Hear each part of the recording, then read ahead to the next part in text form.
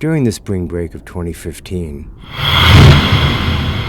a group of TCU students, faculty, and staff traveled to Panama to work alongside non-governmental organizations, and those organizations that have identified global issues we should all be concerned with: water shortages, deforestation, climate change, women in poverty, land use, pollution, education, population. Especially going to like places like Panama City and getting to work with NGOs and getting to see these issues firsthand, I think that's the best way for us to really become global citizens, as opposed to like us going to like the beach or going to like, you know, a really nice place in Europe. I think this was just more, it makes an impact more on you, just personally, and just seeing like, and then you come back and you think about what you can do for your community. It's authentic collaboration and discovery of global realities that are going to confront us whether we're ready for them or not. Students from different disciplines together, bringing faculty, bringing community leaders together to really have a meaningful discussion about what can be done, what should be done, about global issues: water, sustainability, food security, conflict, demographic change, shift. It's really a very exciting design.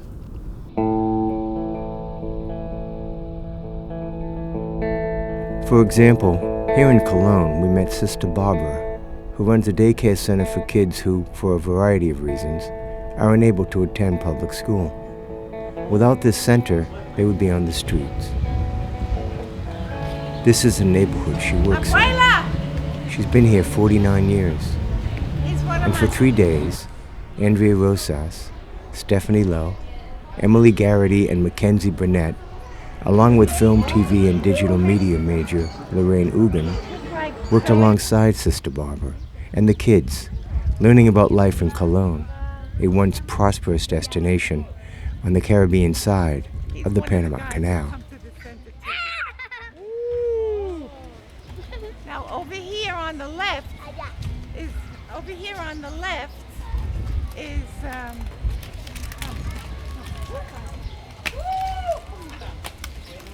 ¿Hay agua? ¿Hay agua? ¿Hay agua? Mentira. Muy bien. She said there's water. And Sister Barbara also said when we were touring that these people exist and that they don't live. And that just really stuck with us as a group, because it just kind of shows that these people are working for more day-to-day survival than for their livelihoods as a whole.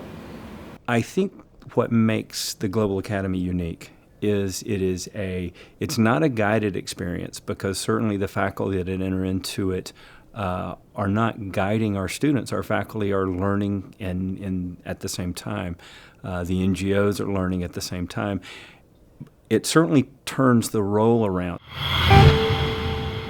Back in Panama City, another group of TCU students, Guna Nystrom, Dinah Martin, Alma Luna, and Nicholas Haber, along with film, TV, and digital media student Stephen Vitetto, were working with Voces Vitalesin, a non-governmental organization working with women in poverty, teaching them skills to run their own businesses, offering women support through action alternatives to poverty, pregnancy, and isolation. Estudiar diseño gráfico, porque en realidad me gusta dibujar, pero no sé, me gusta como llevar mis cosas más allá, no sé, la verdad como que no me quedaría en un mismo lugar, ¿no? Sino que me gusta crear diseño gráfico en el sentido de, aparte de que sea ropa, ¿no? No sé, como me gusta pintar, y si no, bueno, de repente también ingeniería. Pero en ingeniería de repente, no sé, como es algo de construcción que basa todo eso, por aquí hay mucha familia que ahorita mismo están como yo, que en realidad no tienen un lugar fijo, que quisieran de repente más adelante llegar a construir sus casas. Yo los ayudaría bastante, la verdad, sin cobrarles, porque la mayoría de ellas son mis amistades, vienen creciendo conmigo desde pequeños, y así como ellos, yo también puedo avanzar en el mismo momento, ¿no? Voces Vitalesin has identified as teen pregnancy as the leading cause of a cyclical poverty machine.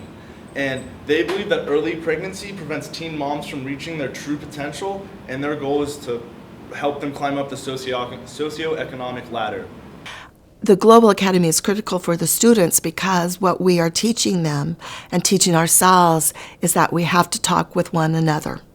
And not only TCU to TCU, but TCU to Panama, TCU to Rwanda, Rwanda to Panama, that we can no longer do this ourselves.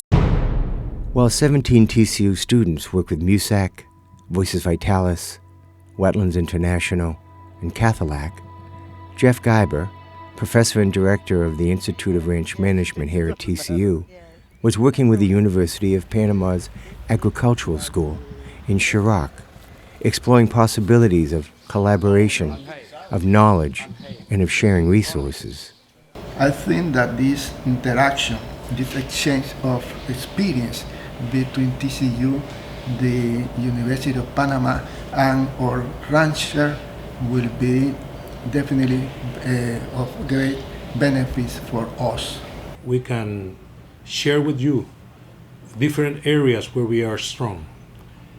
And I think that this is the door where TCU can go in Latin America, because we are the hub of the Americas.